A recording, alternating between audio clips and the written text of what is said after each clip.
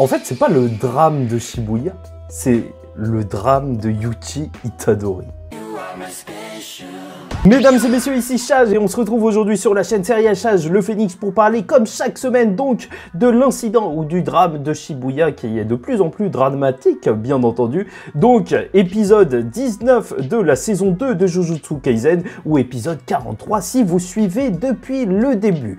Et bien entendu, c'est un épisode qui me laisse assez perplexe, pas par l'animation, pas par le scénario, mais c'est juste que, en fait, c'est juste que je sais pas trop quoi dire. Hein. C'est vrai que c'est un épisode qui prend aux tripes et qui est triste, même plus triste que la mort de Nanami, ou je sais pas si c'est plus triste que la mort de Nanami, enfin si, peut-être, mais c'est juste que là, se retrouver avec le Yuji qui, en fait, d'épisode en épisode, en bave, le voit donc après Shibuya, l'explosion de Shibuya, le Sukuna qui a juste détruit, qui a commis un meurtre de masse, tenter donc de se racheter en sauvant des gens et avoir vu Nanami mourir devant lui, et ensuite Nobara, lors de cet épisode, mourir devant lui, bah tu ressors de l'épisode, moi personnellement, j'en ressors et je suis dégoûté en fait. C'est pas que j'ai pas aimé, c'est juste que c'est dur. La vie est vraiment dure. Ah là, c'est vraiment dur pour Yuji. Mais bien sûr, essayons de revenir sur tous les éléments de cet épisode parce que Nobara aura quand même brillé lors de cet épisode. Et c'est ça qui est plutôt cool, c'est que, n'empêche, c'est vrai qu'on pouvait s'attendre à ce qu'elle ne fasse pas grand chose, étant donné que Nanami, lui, n'a pas pu faire grand chose face donc à Mahito. Et en plus, tu connais extension de territoire et compagnie, donc qu'est-ce qu'aurait fait Nobara? Sauf qu'elle se retrouve face au clone, et c'est pour ça que son sort de résonance qui touche directement l'âme, et c'est ça qui est vraiment important, c'est que, en fait, si elle touche le véritable corps, ça change pas grand-chose en soi. Parce que, en soi, en fait, à chaque fois que Mahito se prenait des coups, il changeait la forme de son âme. Mais là où, en fait, c'est vraiment un ennemi naturel de Mahito, c'est qu'elle attaque l'âme directement. Sa résonance, bah, elle résonne, tout simplement. Et c'est pour ça qu'on a le droit à des scènes juste géniales en termes d'animation, encore une fois. On avait beau nous dire que l'animation allait régresser, les animateurs gèrent. Vraiment, ça se voit qu'ils se donnent à fond, et ça me fait extrêmement plaisir à regarder, voir la Nobara qui a le droit de briller encore une dernière fois, et bien sûr il y a plus de chorégraphie que dans le manga, et pourquoi pas, oui, sauter, courir sur les toits, ouais, c'est bon, même l'enchaînement de Yuji, mais là, vraiment, il était excellent, parce que c'est vrai que ça a été reproché, en fait, dans les précédents épisodes par certaines personnes qui avaient beaucoup de ralentis lors de cette saison, lors des différents coups, mais là, ça y allait, franchement, Mahito, il se prenait des coups, et d'ailleurs, en parlant de rajout de studio, je l'avais oublié, mais cette scène, elle était vraiment marquante et qui n'était pas présente dans le manga, et c'est là où on apprécie vraiment le travail des animateurs qui se donnent vraiment à fond dans la série et qui essayent de nous retranscrire même l'ambiance générale de celle-ci à travers le simple fait que Nobara, l'épisode il s'ouvre sur une Nobara qui décide de retourner alors que Nanami lui avait dit de ne pas rentrer, qu'elle n'était peut-être pas au niveau, peut-être qu'il avait raison, mais bon bref, c'est pas le sujet, enfin si, en vrai, elle était au niveau pour Mahito vu que c'était l'ennemi naturel, blablabla, on s'en fout.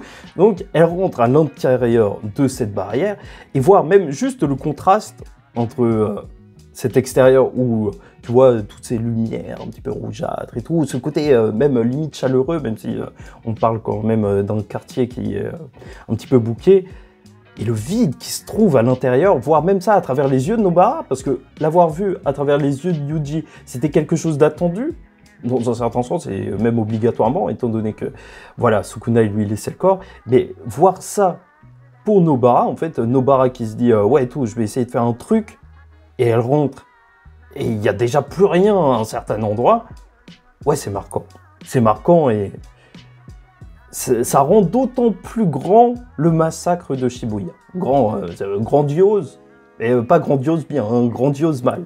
Bien sûr. Et il y a vraiment ce côté satisfaisant parce que, comme je vous le disais, donc les semaines précédentes, Mahito, c'est quelqu'un qu'on déteste. L'auteur, il a vraiment réussi à faire en sorte qu'il soit le plus détestable possible, même dans son style de combat. Quand tu vois qu'il embroche des humains et que les humains ils se retournent et ils se transforment en humains altérés qui explosent à la tête de Yuji, Mais c'est juste mauvais, en fait. Pas mauvais dans le sens, c'est pas bon. C'est juste que, si, en fait, si, c'est ça, exactement. En fait, c'est pas bon, c'est pas gentil. Pourquoi il fait ça? Le Yuji ne souffre-t-il pas assez? Donc, en fait, tout cet épisode, il va être surtout clé au moment où, bien sûr, les deux Mahito vont se mettre à courir. Ça montre aussi le danger de Nobara qu'elle aura représenté pour Mahito, quand même, parce qu'il était face à deux ennemis naturels, donc de son pouvoir de l'âme, qui est censé pouvoir one-shot tout le monde, oui, juste en les touchant. C'est pour ça que c'est peut-être le fléau le plus puissant de Shibuya. Vraiment, sincèrement, c'est un petit peu difficile de trouver quelqu'un de plus puissant que Mahito, en tout cas en termes de destruction pure face à un adversaire, hein, parce que c'est vrai que le Joko Météorite, ça y va. Donc, c'est cette course effrénée qu'il y a entre Yuji Mahito et bien sûr Nobara Mahito, et en fait, tu le sens venir, tu vois, et même si c'est court, c'est intense, ça te prend aux tripes, tu sens qu'il y a un truc qui va arriver, et l'échange de corps, c'est le côté qui réussit vraiment à te toucher parce que tu sais que ça va arriver, t'as pas envie que ça arrive, et ça arrive quand même. Vraiment là, j'ai la gorge nouée en parlant. Donc bien sûr, elle se fait toucher. En plus, il y a ce grand mystère en réalité sur Nobara. Qu'est-ce qui va arriver, étant donné que Nanami avait réussi à survivre à un premier toucher de Mahito. Donc, est-ce qu'elle va tomber ou non? Et c'est là que tu as le droit à son flashback. Et par contre, personnellement, j'ai du mal avec ce flashback. Je l'ai relu plusieurs fois en plus, mais je comprends pas le message de l'auteur. Et je dis bien le message parce que je comprends cette petite histoire, mais en gros, je comprends pas en fait ce qu'il a essayé de nous raconter à travers ça. Est-ce que c'est une manière d'expliquer que certaines personnes sont un petit peu marginales de la société? Enfin, Saori, donc elle a dû quitter cette ville parce que sa maison, elle a été taguée. Les villageois, peut-être qu'ils l'aimaient pas ou je sais pas quoi. En fait, au final, je comprends pas réellement qu'est-ce que l'auteur essaye de nous dire à travers ça. Certains pourraient se dire que oui, c'est juste qu'elle a pas réussi. Donc, à conclure à la fois ses promesses, mais donc aussi juste ce qu'elle voulait faire dans la vie, juste retrouver ses amis, que c'était une personne avec donc des plans, des projets dans la vie, un petit peu comme tout le monde, et qui aura été coupée brusquement, comme n'importe quelle personne qui aurait pu mourir à ce moment-là, mais j'ai pas l'impression, en tout cas, d'avoir saisi le message profond de cette histoire, sincèrement. Alors qu'en plus, ça partait quand même avec un a priori assez intéressant, ou en tout cas assez particulier, tu vois, d'avoir le flashback du point de vue de Yumi, enfin plutôt de l'ami de Nobara, plus que de Nobara elle-même. Donc voilà, vraiment, n'hésitez pas à me dire ce que vous en pensez en commentaire de ce flashback. À chaque fois que je le lis, et même là en le revoyant, ça a beau être touchant, mais il me laisse perplexe. Il me laisse perplexe parce que je ne le comprends pas forcément. Et c'est pour ça que vraiment, vos pistes d'interprétation et compagnie, n'hésitez pas à les écrire en commentaire, likez ou dislikez la vidéo. Donc commentez, abonnez-vous si vous n'êtes pas encore abonné, car chaque semaine, on parle de Jujutsu Kaisen. Pour moi, vraiment, le flashback de Nobara, l'histoire de Nobara, c'est peut-être l'histoire qui m'a pas le moins touché, mais que j'ai la moins comprise, donc si, oui, c'est un petit peu, c'est qui m'a le moins touché. Et donc, c'est cette fin d'épisode qui est cruelle, en fait, de voir le Yuji, et on voit même pas la tête de Nobara, avec ce dernier message de Nobara, qui est heureuse, en vrai, d'avoir vécu avec eux, même si on dirait qu'elle a tout le temps cherché sa place durant toute son histoire.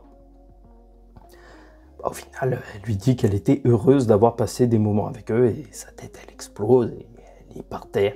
Et un Yuji debout. Et c'est triste. Non, sincèrement. Et après, ce qui est assez intéressant, c'est d'avoir coupé aussi cet épisode à ce moment précis. Parce que là, il y a deux cas de figure pour Yuji, qui est quand même face à Mahito. Soit il tombe par terre et il pleure. Ça, c'est quelque chose qu'il est habitué à faire depuis Shibuya, malheureusement.